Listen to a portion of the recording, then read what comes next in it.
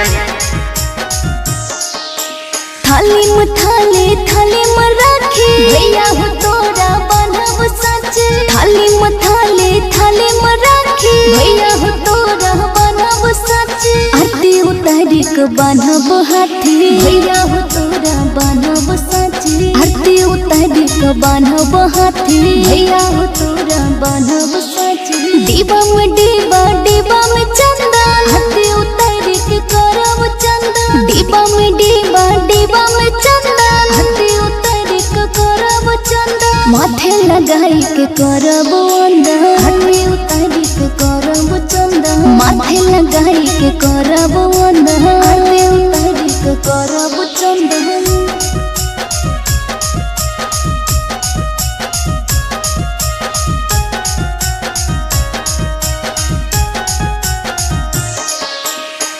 भाई बहन के छिए सुन पावन त्योहार हो। आपस में बाटे मिलके खुशियाँ पार हो। हाँ भाई बहन के छिए सुन पावन त्योहार हो। आपस में बाटे मिलके खुशियाँ पार हो। रेशम के डोर भाई बहन के रिश्ता बेजोर। रेशम के डोर भाई बहन के रिश्ता बेजोर। बहन के रिश्ता है छै बेजोर। भाई बहन के रिश्ता बेजोर। बहन के रिश्ता है छै बेजोर। भाई बहन के रिश्ता बेजोर।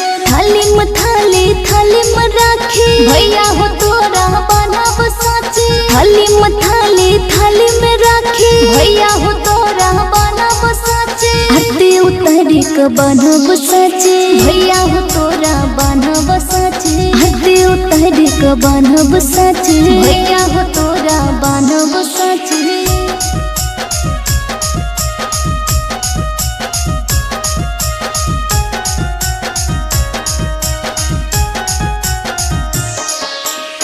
जे कर है छै भाई सुन है छै किस्मत वाले।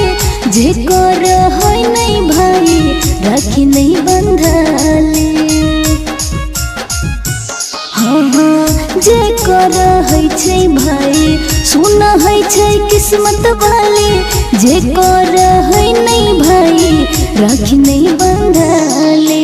राइटर संतोष भैया खियाइबो पेड़ा भैया मिठाइया। राइटर संतोष भैया खियाइबो पेड़ा भैया मिठाइया। बांधब राखी ओकर कलैया खियाइबो पेड़ा भैया मिठाइया। बांधब राखी ओकर कलैया खियाइबो पेड़ा भैया मिठाइया। थाली में गम बांधी के राखी करब चंदा। थाली में गम बांधी के राखी करब चंदा। बहन के राखी करब चंदा। थाली में गम बांधी के राखी करब चंदा। थाली में गम। मिक्स बाय बाबू विद्यानंद।